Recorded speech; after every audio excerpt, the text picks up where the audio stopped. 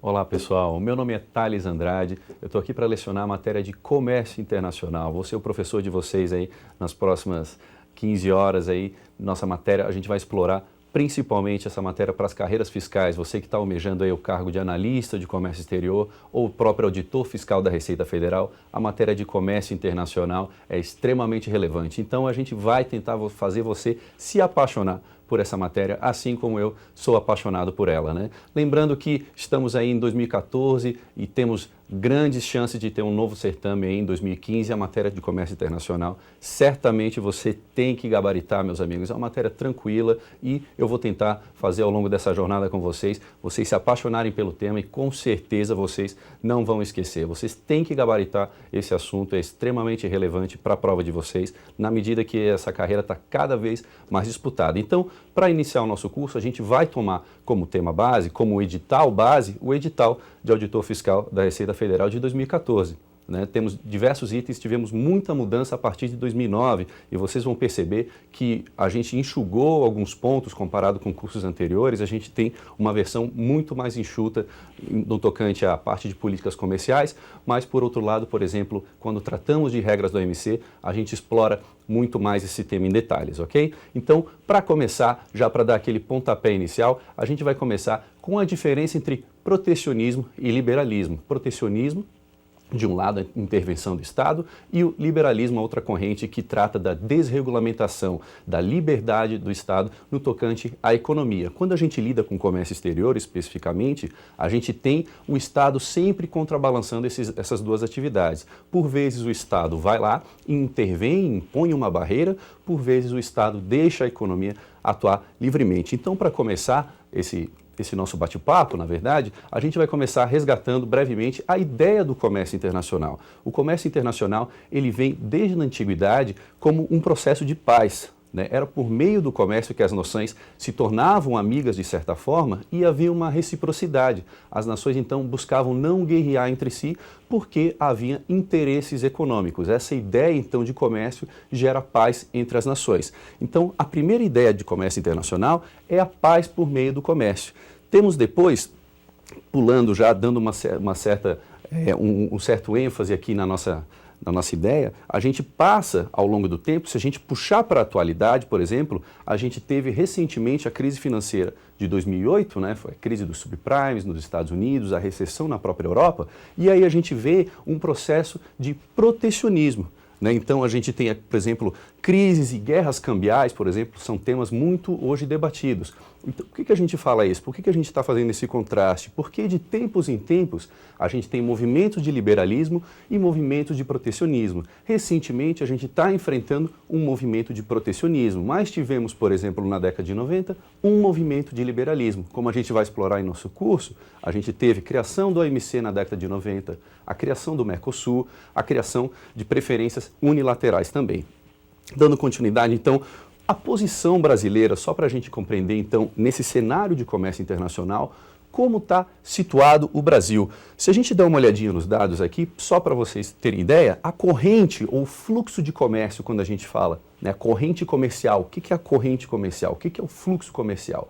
É tudo que o Brasil importa e o que o Brasil exporta. A soma disso, a gente teve no ano aí de 2012, 465 bilhões de dólares, né, dessa atividade. E se a gente dividir isso entre exportações e importações, por exemplo, de exportações tivemos 242 bilhões e de importações 223 bilhões. Veja que é muito próximo, né?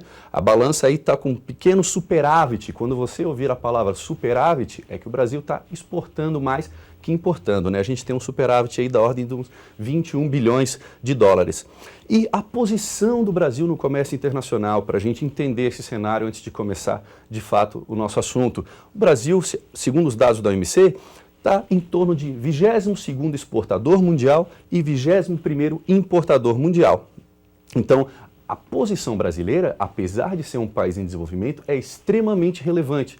Veja que a gente está em 22º exportador mundial, mas a nossa participação no comércio internacional é apenas de 1,25% do total. Se a gente comparar com os Estados Unidos, com a China, por exemplo, os Estados Unidos detêm 20% do comércio internacional, União Europeia 20%, né? E assim por diante. E o Brasil com 1,25 ainda estamos aí bem classificados, assim, digamos, na frente ao hall de países que mais exportam no mundo.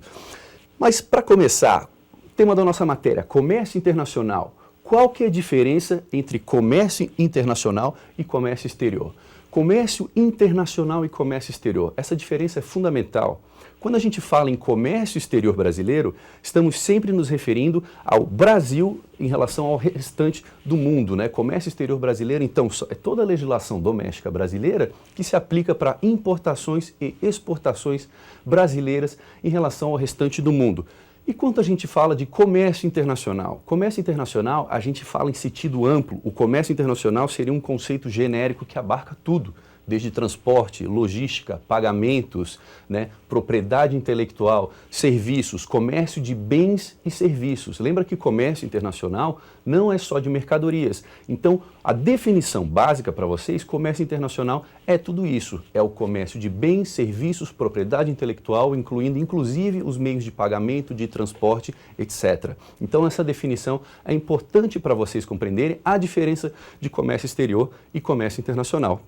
Joia? Dando continuidade, então, características do liberalismo, quando a gente vai explorar o tema, essa diferença entre essas duas correntes, quais são as características que o liberalismo apregoa?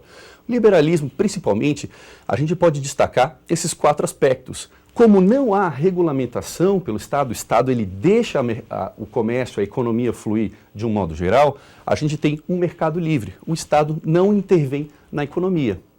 A economia, como o Adam Smith definiu, haver uma mão invisível que vai fazer o mercado se autorregular. Então, a gente tem nessa situação uma livre concorrência, né? As entidades privadas, as empresas, elas atuam livremente, sem qualquer ingerência estatal. Então, temos também a iniciativa individual. Qualquer indivíduo pode exercer a função que quiser, o que não ocorre num regime corporativista, num regime em que há intervenção do mercado, intervenção do Estado. Seguindo, desregulamentação. São todas características do liberalismo. Desregulamentar.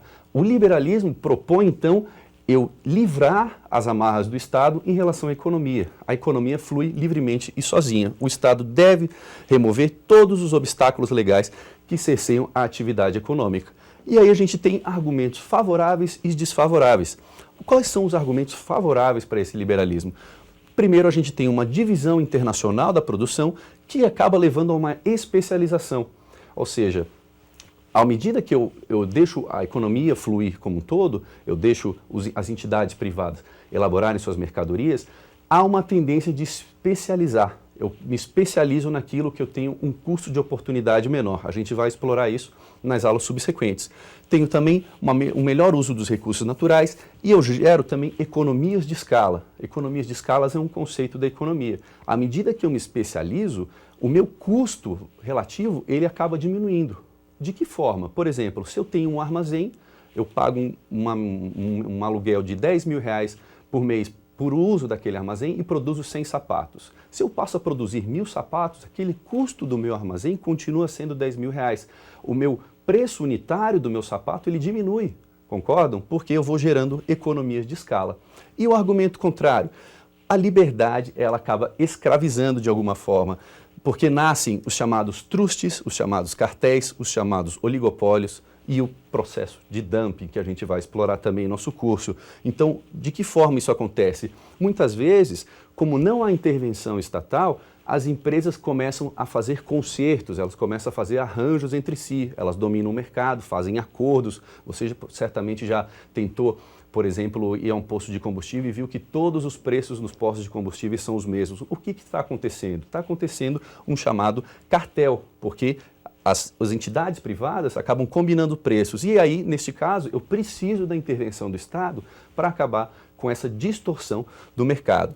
Tenho ainda conflitos de interesse, pois não há preocupação com qualquer outro valor a não ser o valor econômico. E, por fim, acabo tendo uma certa dependência, um colonialismo, muitas vezes, né? Muitas vezes, países em desenvolvimento servem aos interesses de países desenvolvidos. Então, eu preciso da intervenção do Estado para promover o desenvolvimento daquela economia local. Por outro lado, protecionismo, quando eu tenho a intervenção do Estado propriamente dita. O Estado, então, ele intervém na economia, geralmente impondo barreiras à importação de mercadorias ou fazendo aportes governamentais à exportação de seus produtos. E aí é o chamado subsídio. O que a gente pode citar de características desse protecionismo, dessa intervenção estatal? O protecionismo, a gente tem como os argumentos favoráveis, por exemplo, o perigo da divisão dessa produção. Né? Se o Estado está intervindo na produção, por exemplo, dessas mercadorias, pode ser que eu não tenha especialização, eu tenha uma distorção, eu favoreça um produtor local que tem um custo muito alto para produzir. Eu posso gerar também um processo de dumping, né? Eu posso ter uma concorrência predatória, onde as empresas elas promovem uma exportação abaixo do preço que elas praticam no próprio mercado para quebrar a indústria nacional de outro país. Eu preciso conter essa competição desleal, essa chamada concorrência desleal. Tenho ainda a ideia de proteção dos recursos naturais. Ora, se de um lado o crescimento desenfreado das empresas sem regulamentação pode gerar danos ao meio ambiente, né? Nesse caso pensamos no crescimento chinês, um crescimento desordenado em que gera poluição tremenda ao país, o Estado, por meio do protecionismo, intervindo na economia, ele pode sim diminuir essa chamada externalidade negativa. O que é? Esse prejuízo que não é um prejuízo econômico, mas é um prejuízo ao direito ao meio ambiente limpo. E eu tenho ainda a ideia de bens de natureza estratégica. A gente vai explorar essa ideia, o que são bens de natureza estratégica. Ora, muitas vezes o Estado ele quer promover um determinado setor e aí ele se foca, por exemplo, em subsídios específicos para desenvolver esse setor. Argumentos contrários a essa ideia de protecionismo. Quais são os argumentos contrários à intervenção do Estado na economia? Ora, a divisão da produção justamente pode me gerar um determinado problema. Eu preciso, muitas vezes, que o Estado não intervenha porque justamente, lembra do liberalismo? Justamente eu tenho a ideia de especialização da produção. Se eu estou aqui atuando, intervindo no Estado, muitas vezes eu não protejo a eficiência do meu produtor. Para fechar aqui o nosso tema, então, essa primeira parte, tenho ainda a ideia de acomodação da indústria nacional. A indústria nacional, às vezes, fica extremamente dependente desses recursos, né, dessa atividade estatal e acaba não investindo em competitividade. Ela deixa de ser competitiva. Por fim, eu posso ter ainda a ideia de reservas de mercado e monopólio. O Estado pode intervir para acabar atuando aí, de certa forma, ele pode, na verdade, prejudicar essa atuação da economia como um todo se ele não faz uma intervenção focada em competitividade. Eu tenho privilégio ao ineficiente. Então, a gente está fechando aqui, primeiramente, essa primeira parte. Como esse tema é muito extenso, eu vou dar continuidade dessa unidade temática já na aula seguinte. Eu já vejo vocês, então, na próxima parte, ok?